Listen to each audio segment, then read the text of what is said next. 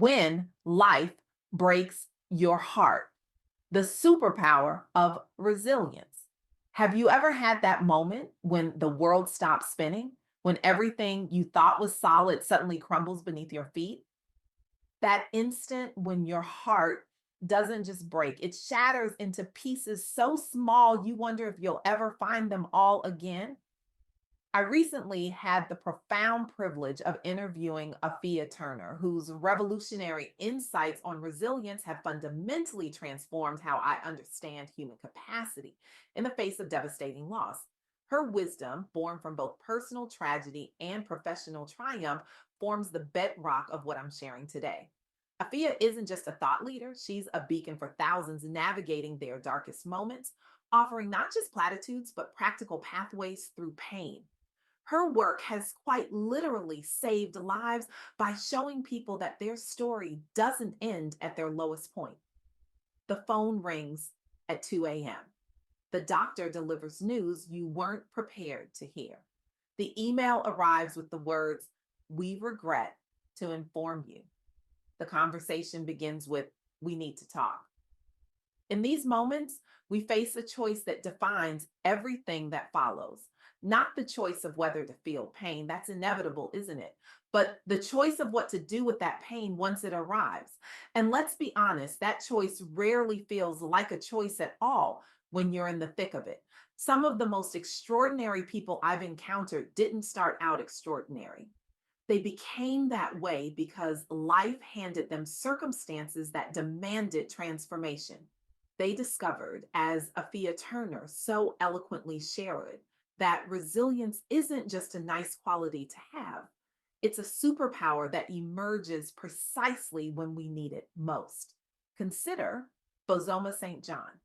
In 2013, while rising through the ranks at major tech companies, Bazoma faced the unimaginable. Her husband, Peter, was diagnosed with cancer. As she balanced caring for him, raising their young daughter, and managing high pressure roles, she watched the love of her life slip away. Imagine that.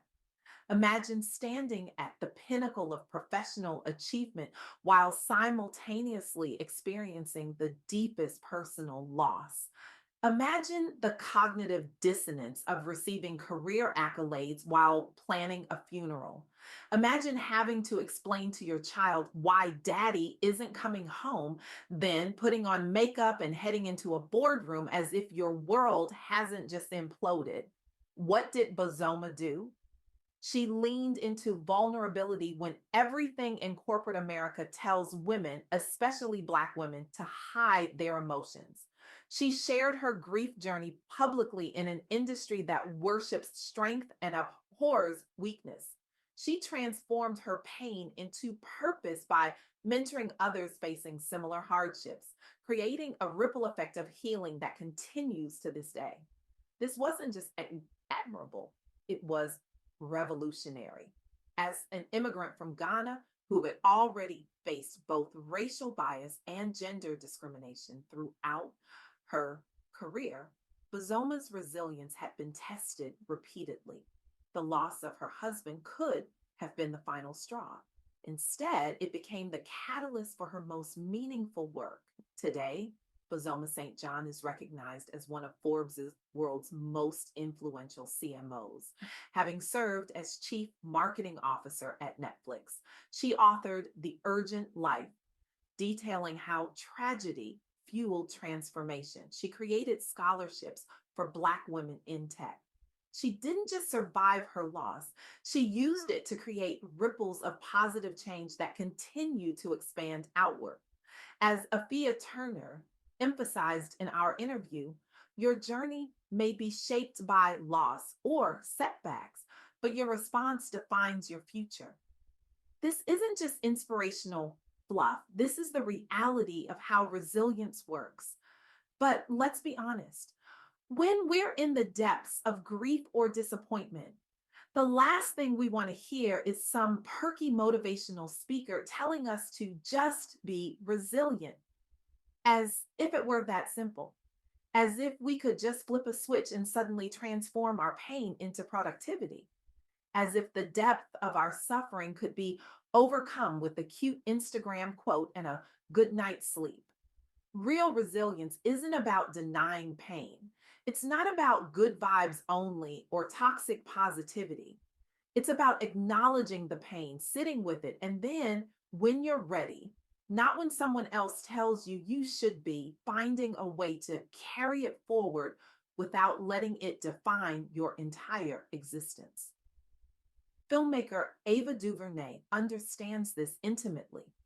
After losing her father, Joe DuVernay Sr., Ava faced the dual challenge of processing her grief while breaking barriers in an industry notorious for excluding women of color from positions of power. Hollywood isn't exactly known for its compassionate approach to personal crises. The industry doesn't pause production because you're grieving. The opportunities don't wait until you've processed your loss. The competition doesn't ease up because your heart is broken. The deadlines don't extend because you spent the night crying instead of writing. Yet Ava found a way to honor her father's memory by weaving themes of legacy, family strength, and community upliftment into films like Selma and 13th. She became the first Black woman nominated for a Best Director Golden Globe and the first Black female director nominated for a Best Picture Oscar. What's particularly remarkable about Ava's story is that she didn't compartmentalize her grief and her work. She didn't put her pain in a box while she pursued her career.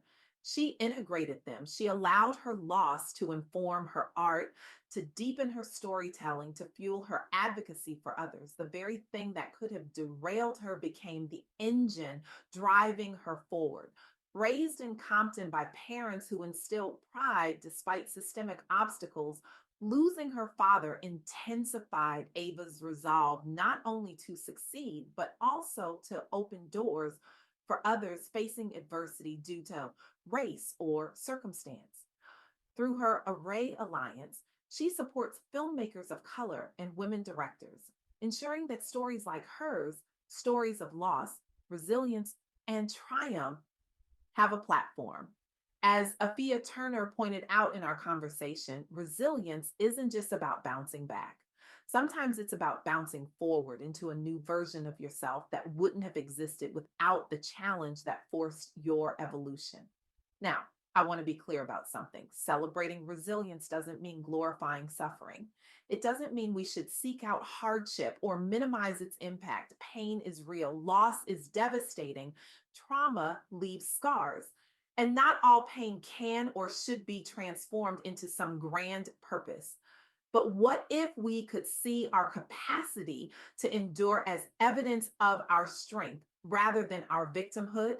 What if we could recognize that the very experiences that break us open also create space for new growth? Robert F. Smith, now recognized as the wealthiest Black man in America, credits overcoming early losses, including his close relationships with father figures, as central motivation behind his business success and philanthropy. Growing up facing racial barriers and emotional challenges tied to familial losses, he focused on building networks of mentors who could fill the paternal gaps in his life. Later, he paid this forward through transformative acts like paying off the student debt of an entire graduating class at Morehouse College, a $34 million gift that sparked national conversation around generational wealth building and resilience strategies within marginalized communities. Smith didn't just achieve success despite his losses, he achieved it because those losses shaped his understanding of what truly matters. They gave him perspective that money alone couldn't buy. They instilled in him a commitment to creating opportunity for others that might never have existed had his own path been easier. What's fascinating about Smith's story is how he transformed absence into presence. The very gaps in his life became the blueprint for how he would later create opportunity for others. This is what Afiya Turner meant when she said that building a support network and seeking mentorship can help you rise above even the toughest moments.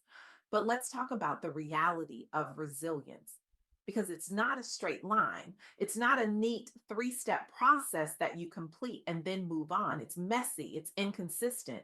Some days you feel like you're conquering the world, and other days you can barely get out of bed, and that's okay. The problem isn't that we struggle.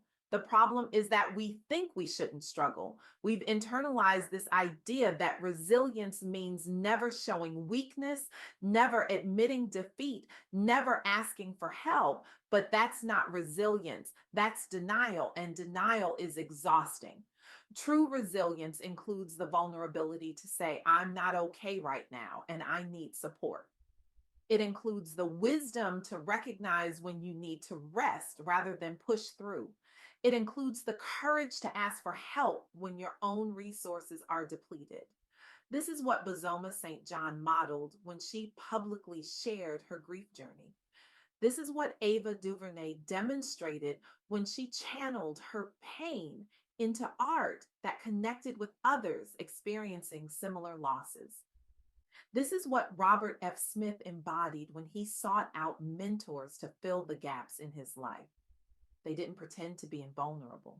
They acknowledged their wounds and then figured out how to live meaningfully despite them, or perhaps even because of them. So I ask you today, what pain are you carrying? What loss has shaped you? What setback feels like it might define your future? Now, I ask you, what if that very pain could become your greatest source of power? What if that loss could connect you to your deepest purpose? What if that setback is actually the setup for your most meaningful contribution? I challenge you right here, right now, to reframe your relationship with resilience. Stop thinking of it as something you either have or don't have.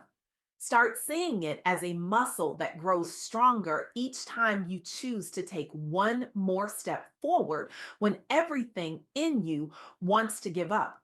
Identify just one area where you've held back out of fear or pain. Choose one brave step, just one, that you can take this week toward reclaiming your dream or goal. Not the whole journey, not the entire mountain, just the next step that's actually within your reach. Because here's what I know for sure, what Afiya Turner's wisdom and these remarkable stories confirm: your capacity for resilience is greater than whatever is trying to break you.